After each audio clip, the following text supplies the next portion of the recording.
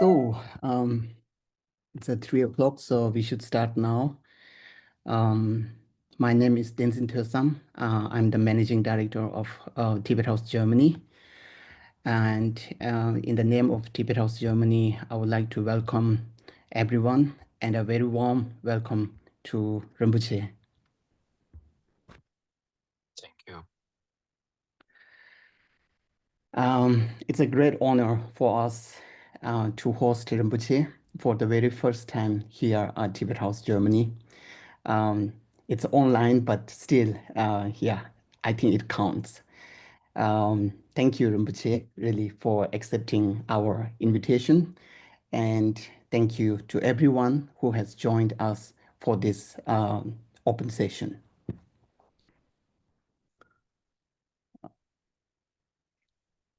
I'm sure that many of you are already familiar with Rinpoche, but for those who may not know him yet, please allow me to share a few words of introduction.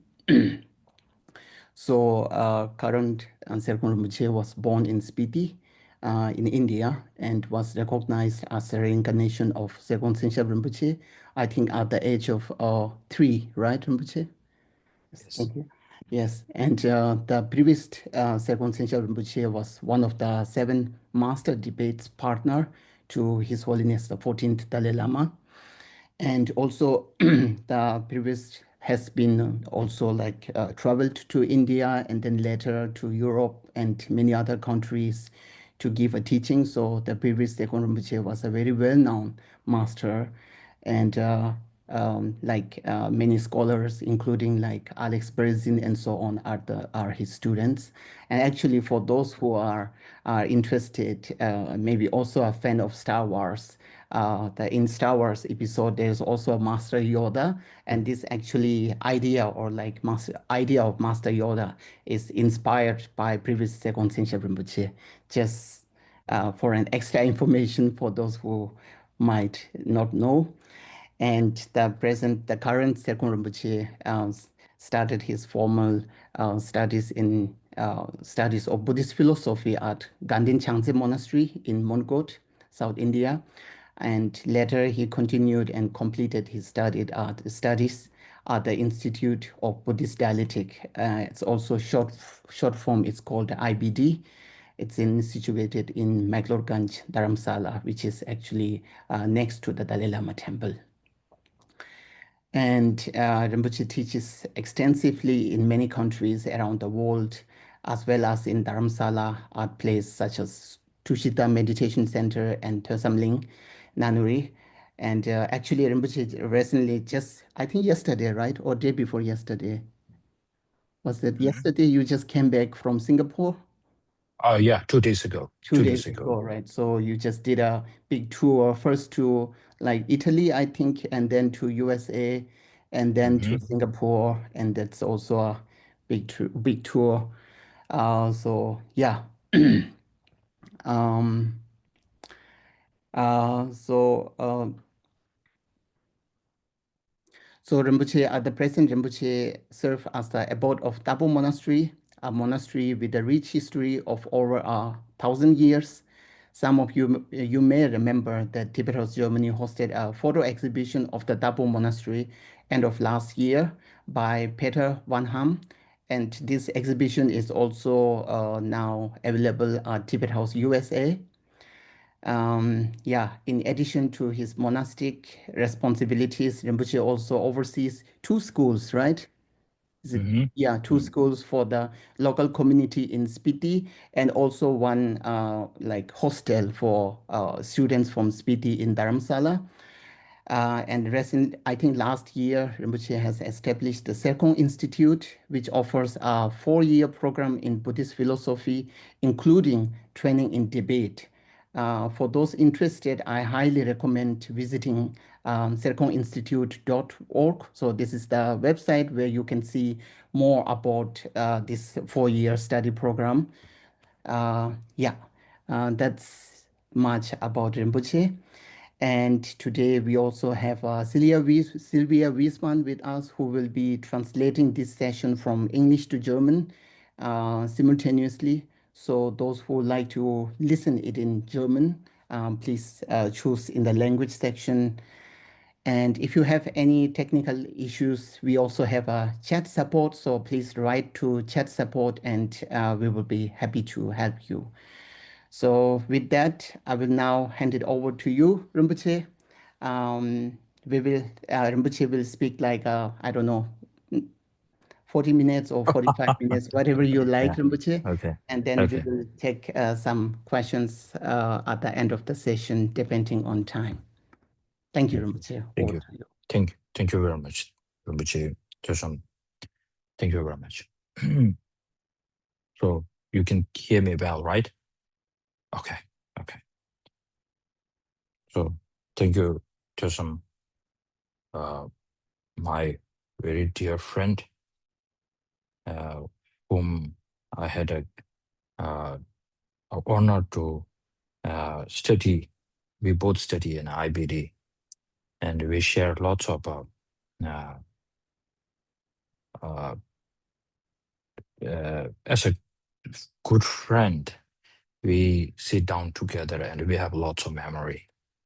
And now he is taking a great responsibility of the Tibet House in Germany.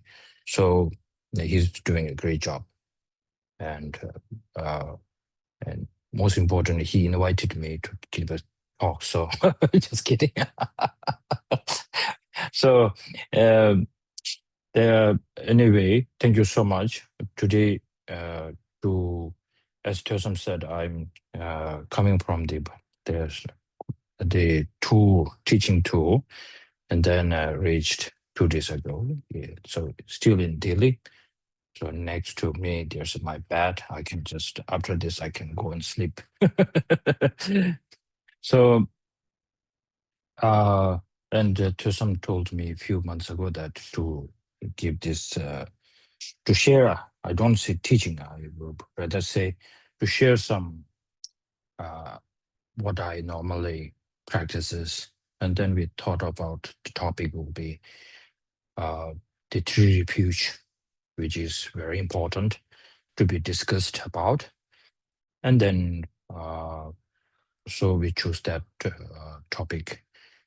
And I'm so honored to be to have this platform to share this with you all. Now, first of all, motivation is the one of the most important. So I will say some prayers in a Tibetan language, which you can all calm your mind down. And our mind has been going here and there, kind of distracted. So now take yourself a rest and then give yourself a kind of a time for yourself, quality of time for yourself. And then most important is motivation. And what you are about to hear, what I'm going to share, and is about Dharma actually. And this Dharma, what we're going to share is not to bring some samsaric pleasure. It's something that we need to discuss about how to actually uh, eliminate the suffering once and all, which rarely comes this kind of thought. Not if somebody does not remind you, and somehow we are lost in the kind of the forest of the samsara. So we need this, even to say this word, I wanted to eliminate the suffering once and all. This is such a great position that to hold on. So I'm going to recite a prayer of motivation, bodhicitta, and a refuge. So you can meditate on that also. I will do this slowly in a Tibetan one time. Sanje Chudan Soji Chudan Na Changju Padu Dani Jabu Nage Jensu Gebe Chunan Ge Chona Benje Sanje Jubur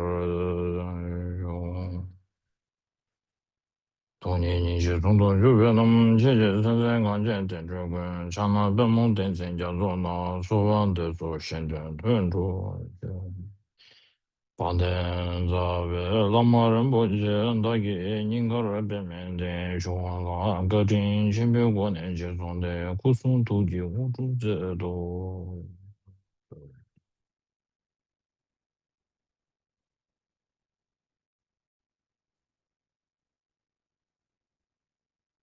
Okay.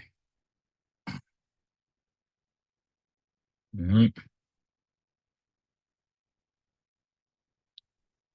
So now, first of all, uh, it is such a important when we normally practice Dharma. We should check our motivation and the path that you think you're going on, which you will might feel like I'm practicing Dharma. But if you really forget to ask yourself that to tackle and or to giving at least a hard stare, if you forget to do that towards the cause of the suffering, and then normally whatever practices that you think that you are doing, then you need to recheck whether what you are doing is Dharma or not. Because who taught Dharma is the Buddha. And then now Buddha has the full authority to say when it is Dharma, when what is not Dharma. So now I love when in Buddhism it talks about, when we talk about three jewels, three refuges. The middle one, the Dharma, is the main refuge, not the Buddha, not the Sangha. First thing then when I hear this, then I thought like, I somehow don't know much about the Dharma when I was studying in a big monastery when I was 8 or maybe 17 or 18, when one of my teachers giving this teaching, then I thought like, wow, that I really like it. So when it focuses more on our main refuge is the Dharma. So then why I liked it most, normally I have a little problem when we say like, when we make a prayer to a Buddha, and then sometimes you are going through a big problem, and then you make a prayer, and you don't see this problem going away, and then you start doubting. I really did a lot of prayers and purifications, but the problem is getting worse and worse. And then slowly you start looking at the Buddha statue and say like, well, I did my part, and now there's a problem. Either something wrong with me, or either something wrong with you. So this problem, from young age, I know there is something wrong with when we do prayer, like you do something and you give me the blessing. And then from your side, only just doing a little bit of In Hindi, we say bakshish, but in English, we call it bribing.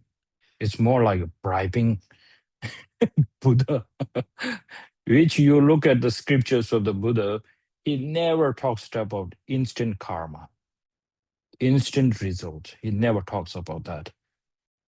So most of many practitioners do that actually. So now one of the best refuge, whoever, one of the best example whom I admire the most when I speak about taking a refuge, that person is not other than the Dharmakirti. Dharmakirti in his the Parmana, in his this text, he debate a lot with non-Buddhist, and then non-Buddhist great philosophers, they start to debate with the Dharmakirti. They give a kind of a statement saying like, if you talk about compassion, love, kindness, and this is wonderful that you said it, your teacher Buddha does have that, but our teacher does have that too. And if you talk about all the magical powers and the clairvoyance, and then all whatever you say that Buddha has this quality, our teacher does have that. My teacher does have that. So why don't you also take a refuge in my teacher too? Then his answer is very simple, so great, because it looks like he did his homework, and he made this statement saying, the reason I look for a refuge, I went to look for a refuge, is not because I see wonderful things in my teacher, something amazing. And then not because also he is so compassionate only, not because he's so kind. But the most troubling thing for me is that I come to realize all this suffering that I have, the root or the cause of this suffering is not other than the negative emotions. That negative emotions is deeply rooted, which sometimes I call which is the mastermind of all these negative emotions, is not other than self-grasping. So this, I came to realize, my own effort, I come to realize towards that. So now, if somebody can give a teaching on how to eliminate that self-grasping so precisely, accurately, that I'm going to take a refuge. But when I research all this, all the teachings of other great teachers, I respect. But where I'm looking for this teaching is only the Buddha is giving this teaching. So that's why I took a refuge in Buddha. Normally, when we listen to many great philosophers and researchers, they say, if you have an attachment towards your religion or your kind of a thesis, somehow it's polluted. That's we normally hear and heard about this. But now, where this Dharmakirti's statement saying that why he took a refuge in a Buddha, that clearly he hold clearly this position, say, I'm taking this refuge to actually destroy my attachment, and which is the root the root of this attachment is the self-grasping. So I'm looking for that. That is something wonderful. When I heard this first time, I fell in love with this teaching. Normally, when I take a refuge, think about the qualities of the Buddha, Dharma, Sangha. So my first to start with the refuge is I try to check whether I'm suffering or not. If you don't feel that I'm suffering, and then how you feel like to search for Dharma is more like optional. It's not a necessary. It's more like, okay, today I wanted to do something like, this practice. Okay, maybe tomorrow I will do that. It's like you have the full menu of the the practices. So which I think it's a kind of wrong way to uh, practice. Most important is something that, as Dharmakirti says, because first you really need to know that whether you are really suffering or not. So maybe you will hate me to say this, because many people who wants to practice Dharma is to bring happiness in their life. And maybe they will hate me because I would say it's not a wrong idea to bring happiness in our life, but it will be too demanding, not eliminating the self-grasping and then asking for happiness is a big thing, which Buddha didn't get success on that. So that's why he says, I need to eliminate this self-grasping to bring my happiness. And now, it is such a necessary, if you look at all the great works of the great masters, like Lama Tsongkhapa. I'm pretty sure that most of you went through this text, and then you remember when it talks about the three principal aspects of the path. The first one, renunciation. When the renunciation, if you don't have the renunciation, which you have to renounce appearance of this life and the next life, and then that next life includes even going to the paradise. You need to also have a little bit of a hesitation, like even I will have make a special reservation in the paradise, but I really don't want to have that, because how much I enjoy my vacation, if something that I have to go back to, which I really don't like. So then it really spoils your enjoyment, having a vacation period time. So this is something, if somebody really wants to become a serious, really serious practitioner, I think that person has to be courageous to himself and ask this question. I'm saying this because a few years, almost like now, I think 15 years ago, I had a privilege to be at one of His Holiness Dalai Lama's teaching in a TCV in Dharamsala, Upper TCV.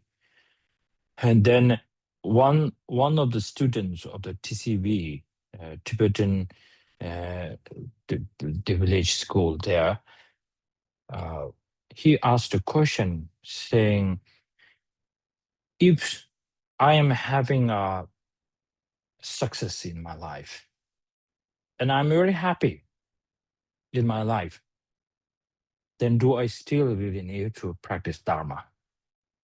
He asked this to His Holiness. I kind of answering in my mind saying, of course you really need to. But then when His Holiness answer, he said, no, you don't need to.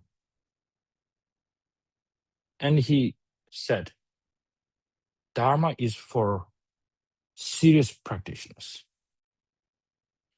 So he made this kind of statement very strongly. With a serious look, he said. So it was such a great, I really don't know that boy had got the full teaching or not, but I felt that it's for the real serious Dharma practice. So how to say when we become serious is if you really don't knock the floor of the three sufferings, because it isn't just it is not just enough to say, I know the suffering of suffering. That doesn't count, because even the insects also react to that. That's not a big deal. Suffering of change of suffering, whatever you say it. This one, if you watch very carefully, then it's more like you will come to know, okay, whatever I do, it is for like temporarily, it gives a pleasant feeling, then it really changes into the suffering. Okay, that also we could understand with a little bit giving to check with your own mind, then you will come to realize. Now the third one, most important. The most important is when we say pervasive suffering. The pervasive suffering, there are so many ways to put it. Then one of the most beautiful this example that my teacher will always give is, imagine that you are staying at the fifth floor, which is 5-star, okay? 5-star, fifth floor. And then you have realized there is a fire catching up towards the hotel. Then you are there. You have two ways to escape the fire. One is emergency exit, which is the thing at the ground floor. The one escape is you can run on the fifth floor. So now, if you go on the fifth floor, maybe it will save for like you from the fire, maybe at least let's say 8 hours. But somehow you have to think and say like it's not safe, because out of 8 hours, the house has to burn, and I will burn it within this house. Now there only lives with one emergency exit. So similarly, wherever you will be in the from being so poor that like in here in just a few meters from me, there will be some beggars there who does not have enough things to eat. They're sleeping under the bridge. They have their own suffering, which we see this poor person. But then when we go to the 5-star hotel, you will see this all luxuries, and then all these people so busy, and maybe they're smiling and they're doing, but deep inside, they have their own kind of suffering, 100% sure. So now, to see the bigger picture,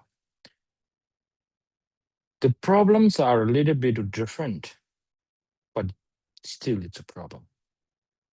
It's a big picture. It's a pervasive. And even you change your form body, this human form, and even you go to the like the most pleasurable, the highly respected body of the God's realm. Even you born as a God.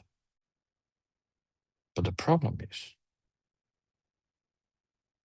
when the validity, the expiry date, then still the cycle of the samsara has to be there. So then it is a bit tiring to think all this sort of thing,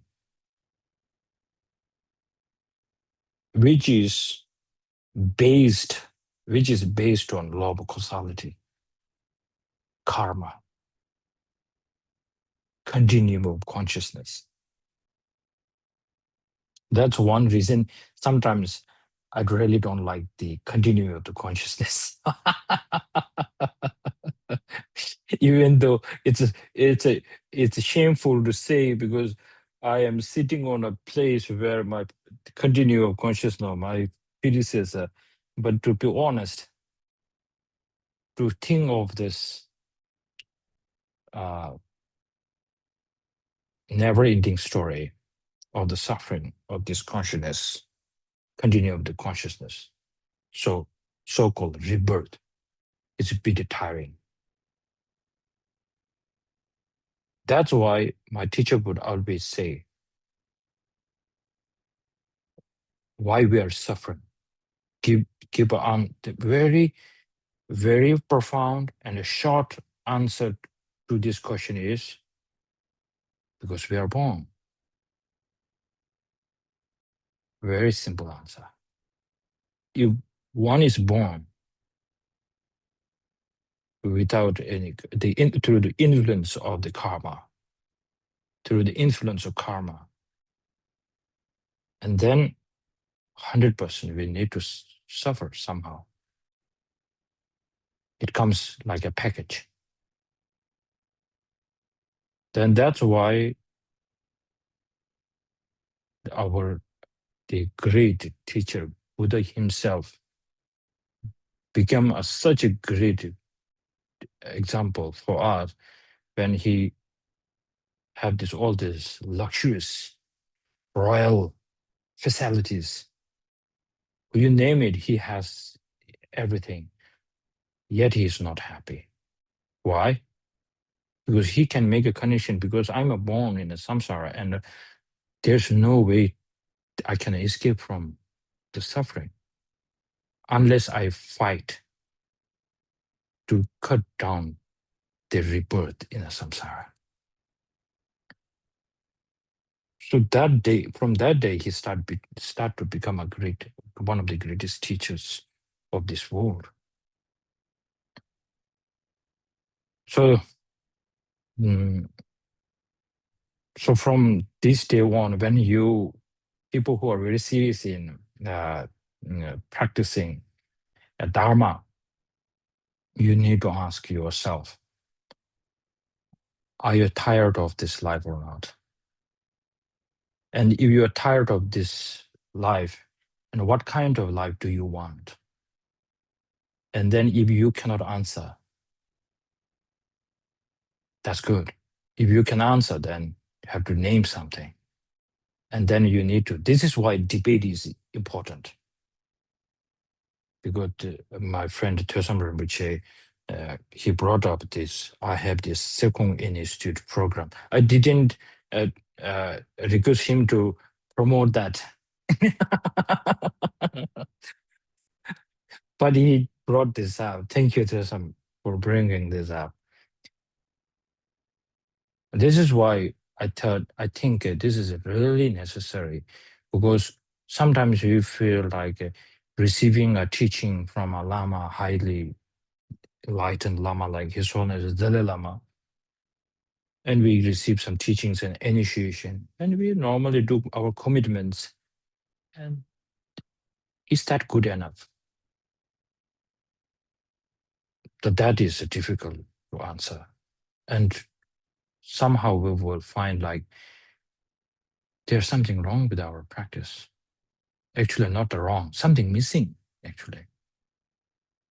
Something big chunk is missing there, which is that we never normally don't ask this question, that am I suffering? That's why when our great compassionate, the master Buddha,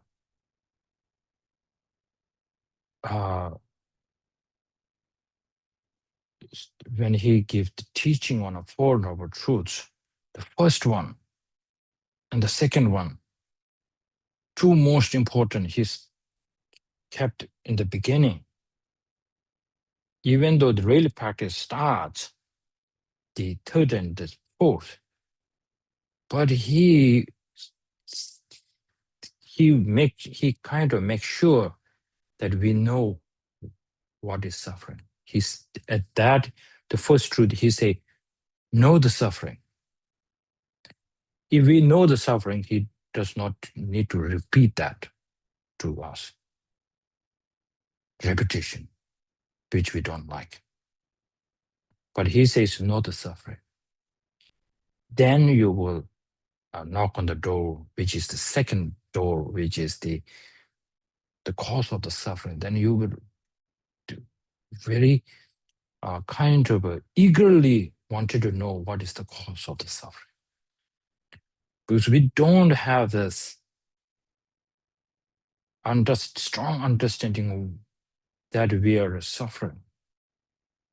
And then when we try to bring, even we say we believe in the causes and conditions and the result and law of causality, karma. But then you don't feel this, that you are really suffering. Normally we say we are under the sway of the negative emotions. We don't feel that strongly. We say it like we know it. But this we are repeating after our teacher. Our way of saying is so dry. First, you need to answer this to yourself. So that's why in the debate system, it really start questioning you. If you're suffering, how are you suffering? Tell me. So this is more like going deeply. And then it's all this answer in the debate system, it's quite nice, say, no pervasive. So like reasons not established. All these are something like you have to normally how you think that it is, then in the debate system, there is a big chance that you would say like, before saying you will come to know, okay, if I say this, it will make no sense. It happens. So this is some kind of beauty and such a great inspiration. That's why Lama Tsongkhapa, in the Stages of Path, he say, in this period of time, he's saying in the Tibet at his time, many people rush towards this the shamatha practice. And then he says, I wonder, without analytical meditation, how will somebody bring such a form and a practice towards shamatha? Because if you don't have a material, which is the information to strengthen the focus meditation, the single-pointed meditation, there's no chance that you can bring the shamatha. Because if you say, I wanted to meditate on bodhicitta,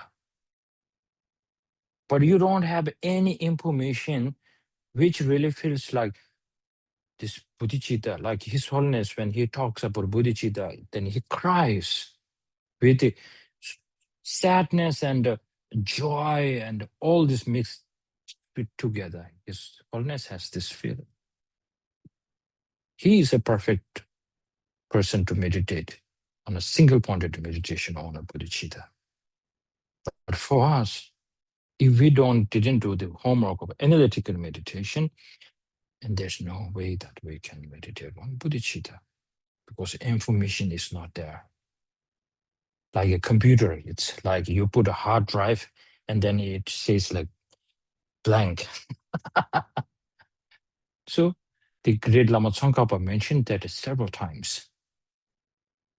He also says this is a kind of a common mistake in Tibet. Oh, it is necessary, this debate, or asking yourself, is such an important method to awaken your mind, which is also we have to asking that, am I really suffering? That you really need to ask, which is sometimes very hard to answer, to be honest. Because if you have a really comfortable life, that somebody really, even forget about asking yourself, if somebody says like, you're really suffering, you don't want to hear that. So that's why Lama Tsongkhapa give a hint in the three principal aspects of the path. He say, what is the sign of having a renunciation? Okay, I found then this on the web. Oh, sorry, this my Siri is talking to me now. Check it out. So in the beginning, when he says about renunciation, the sign, what is the sign of the having renunciation is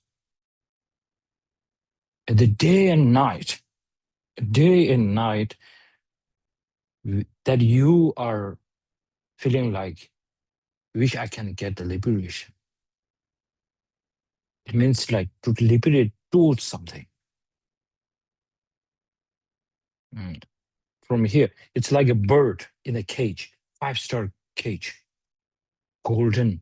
I don't know the bird cares about the gold or not, but this is just an example, okay? Very comfortable, good foods, okay? Let's put it, nice foods. Put it, the bird, the really brilliant bird in there, not comfortable. From the starting, that he felt like he's in a prison, a 5-star prison. And many people showing smile face. You have all this, your dear friends surrounded, but deep inside, you feel like I'm still in a prison. That one day my negative emotions will kill me. So you will try to be with your friends' joy, but deep inside you feel like, wish I can get the liberation. Then day and night. That's what the Lama Tsongkhapa put that way, very beautiful. It is hard for us, but we shouldn't be rushing towards the liberation. First, in order to develop, generate this kind of mindset, what becomes most important is that normally we complain about life. That's why we have this beautiful center, Tibet Center, Dharma centers. So to remind you,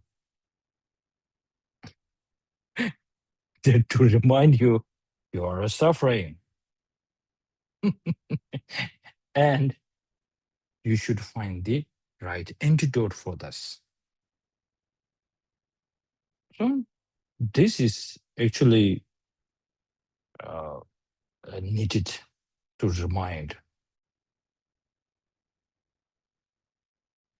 because sometimes people think this is a very hard subject, quite confusing. We all are kind of desperate and depressed, and we have all these things are not going as what you wish in the office, with your family, and now you have all this problem, and the top of that, and there's a dharma saying like life is full of suffering. So which you really don't appreciate. Even I will not appreciate that. But to be honest,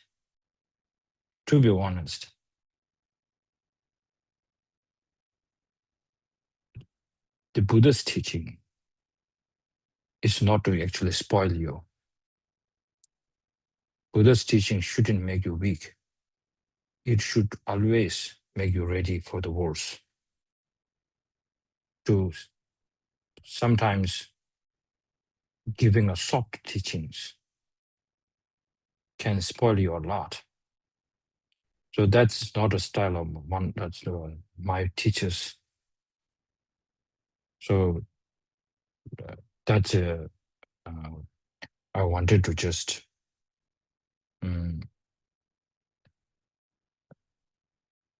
tell you that my main research, my the real emphasis in my practice is actually do I need a refuge? For that to answer, I need to answer, am I really suffering? If I'm not suffering, why do I need a refuge?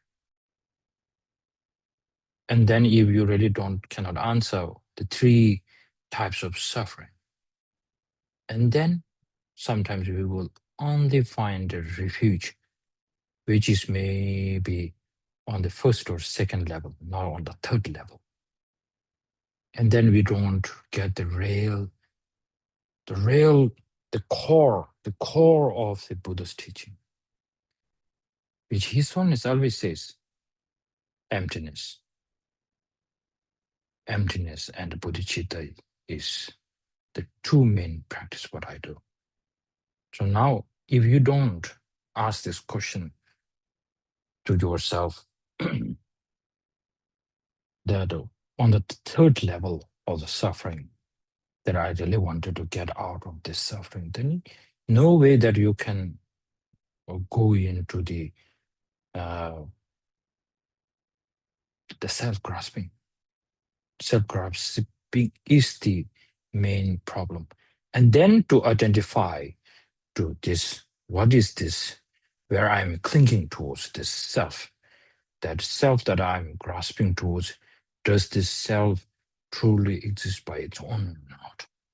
Buddha says it does not exist by its own, but it appears to you like it is real, solid, down there, something that is waiting for you there. And this is where we jump whenever we are going through a situation like we have an anger problem, attachment problem, we have something to cling on that. And then we have all the problems coming out. Then the great Chandakirti in the one of his texts, Entering to the Middle Way, which is the favorite the text of His Holiness Dalai Lama. In there he says, who we should practice on the emptiness like the yogis, they practice on the emptiness. What does that really mean actually is the Chandakirti really knows that many people like us, we will just listen to the teaching of the emptiness, because it is quite important. It sounds important and sounds so precious, and then people wanted to listen to it. But just listening to the emptiness teaching doesn't do the trick, because you forgot to earn this. Actually, the real earning is what the Chandrakirti says. Why he put it, we need to research or meditate on emptiness like yogi. How the yogis go into search of the emptiness is because they have done the homework. Like, because suffering, all this suffering, suffering of suffering, change of suffering, all this pervasive suffering, all comes because of self-grasping. Yogis understood that so well, so that's why yogis used emptiness to eliminate this self-grasping. So we should do this, and then you will really appreciate the practice of emptiness, which is also the main refuge, actually. The knowing the emptiness. Knowing the emptiness, the path. Now we are going to the fourth noble truth, which is the path. The path is something from, like, remember in the Heart Sutra, it says, Teatha Gadi Gade, Para Gade, Para Sam Gade, Buddha Soha. Along the path, what is focused on the path is the emptiness, supported by the merits. Then you go up and up, up, up. So this is something we need to uh, have some kind of a you should really give a deeper thought about it. And I have some friends who are such a great practitioners saying, like, sometimes they say, I stopped going to this Lama's teaching because even though he speaks such a brilliant teaching, really, really helps me a lot. But now I realize, because he never talks about how to eliminate self-grasping, I stopped going to his teaching. I have this great meditative friends. And then remember this, the 7 points of mind training, Chakawa. This great person says, like, now I put a quite effort. Now I can really, I listen to the teaching which talks about how to reduce self-grasping. Now I come to realize that self-grasping is my real enemy. Now even I die today, I will die happily. Those are the lines. There's such a huge, big kind of something. Sometimes I thought, like, to become a Buddha, wow, but it takes so much effort. I know my effort, limit of my effort. I'm 99 lazy person. So only one person, I cannot push towards that. But to be honest, I love Kishi Chakawa's way of doing this. That is something that I need to put a little effort, so that at the time of the death, the greatest power, the transformation from this life to next, I wanted to have this kind of the transformation from this to next by carrying this imprint strongly. That's I wanted to once again to have a battle with the self-grasping. It looks like a quite exciting episode. The next episode. for your life. So this now the time is kind of limited, and so I throw up every important things what normally I do, and it's my style.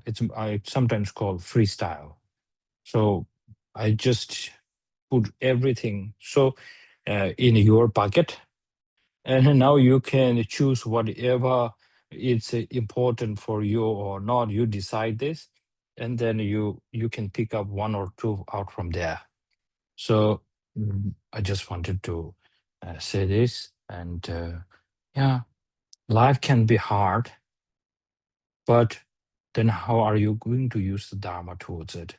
That is the biggest the question for you to fill in the blanks. Okay, so thank you very much for this opportunity for me to speak my thoughts, my experience about the tree refuge and how to take a refuge. And I really enjoyed this. And I don't know how you guys enjoy it. I don't care. But the most important is I enjoy that so much. Just that's really self-cherishing. So anyway, thank you very much for Tessam and the Tibet House for organizing this beautiful event. Thank you very much. Okay, and thank you, Sylvia, my dear friend. Okay, so should we take like two questions? Thank you, Rinpoche, for this wonderful talk and also to share your experience. Yeah, so we can now start taking questions. Please write your questions in the chat and then I will read it out. I think this is best because if we unmute everyone, then everyone will start talking and then it'll become a little bit chaos. But while you are writing this question, I would like to make two announcements here. First is for those who are interested in the Tibetan language. Geshe Lobsang Mölam, the founder of the Mölam Dictionary and Mölam AI, will give a talk on the Tibetan language and also how to use a dictionary. So for those, like there's a Mölam dictionary and there's also Tibetan and German dictionary. So Geshe Lobsang Mölam will come to Tibet House tomorrow. And yeah, this talk will take place tomorrow in the evening in Tibet House and will also be available online. So you can find the registration link in our website, or maybe someone can share it in the chat. So yeah, everybody can see it. And secondly, we are very pleased to announce that His Eminence, the 13th Kundalini Rinpoche, will be visiting Tibet House and give a public talk on the topic of compassion without burnout. Okay, this is in German, but I will say it in English. Compassion without burnout, a Buddhist approach to modern stress. The talk will be held on November 1st from 2 to 4 p.m. in the afternoon. It's on Saturday. Yeah, it's on donation basis and registration is required. So, but you will get more information about this in our website tomorrow. So from tomorrow onwards. Yeah. Thank you. This is information I wanted to share. Yeah, I need to do a little bit of advertisement as well. So yeah, is there any question in the chat? Seems like not. It's mostly like thank you and appreciation. So Okay. yeah, then I think we So can. Tosama, I think also I'm running out of time here. So maybe uh, m- people who does not have a question, that's great, because now no more doubt that makes uh, such a great teacher I am. I clear up all the doubts. So maybe we leave this. So yeah. So I thank you once again. Thank you, Rinpoche. And Okay. it's an online session, but I hope that we can invite you next year or some other time inside Tibet House so that we can do it like also not only online, but we can also do it in Tibet House. So I'm very much Thank you. looking forward to that. Looking forward to Thank you, Rinpoche. looking to. At the end, I don't know. I don't know why I coming to the Tibet house. I'm only coming for you, Tessam. That's very kind. Thank you, Rinpoche. Thank you. Thank you And very much, at the everyone. end, now I would like to make one third announcement, which is also like our next session, our next open session. So this open session, for those who don't know, we do it monthly, and we invite different masters and from different schools to talk about, to give a open talk about Buddhism. And the next session will be on 16th of November. And Song Rinpoche, our spiritual director, will uh, lead this open session. And there is no specific topics, but he will answers for different questions. So if you have any questions which you want to ask to Song Rinpoche, please send an email to buddhismus@tibethaus.com. And the deadline for the submitting questions is 7th of November. So there's you can see this email address and deadline in the chat. But of course, Buddhismus and B should be small letter, I think. Buddhismus at Tibethaus. So Buddhismus is a German word for Buddhism. Buddhismus@tibethaus.com until 7th of November. And then Sormuche will choose questions, I think, and then he will give an answer in our next open session. So with that, we can conclude this session, this wonderful session with Serkong Tsenshap Rinpoche. Thank you very much. I think all the participants have enjoyed very much, because normally the number of the participants reduce when it's not so interesting, but it stays like it was. And then thank you, Rinpoche, for your time and everyone. And I wish you all a very nice Sunday ahead. Thank you. Thank you very much. Goes same to you. Rinpoche, Okay, would you like thank to you. do a dedication? So yes, of course.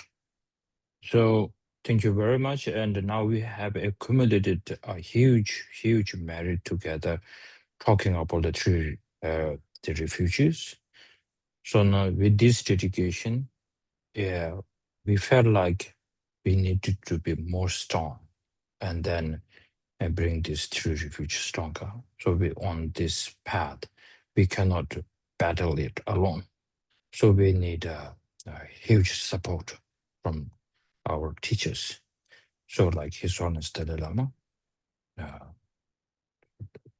our master of master, the king of the Buddhas, our guru, His Holiness Dalai Lama, very long life.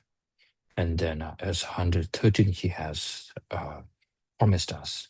So we make enough build this merit to have him for 113 years. And then we have our own teachers like the Tibet House. We are connected with Song Rinpoche, Tayab Rinpoche, all these great masters. May they live very long, and their enlightened activities always can be with the students. So then also students, from the students, they need to have their own effort, which is very important. In Germany, for sure, you guys are very like serious in what you're doing. So uh, you have great teachers. You guys are doing great. So no much worries here. And then may we have these teachings until we get fully enlightenment. So this I want to do this dedication like this. And I also, which I have accumulated a little bit of merit, I give few percentage to Tessam to continuously the go through this whatever the wonderful you are helping out there. Many people out there really wanted to have the teachings of the Buddha. So you are also helping them from through your skills. I really wanted to dedicate this to you. Okay, so that's it. Thank you very much. Have a Thank good you. night. Okay, thank you all. Dankeschön.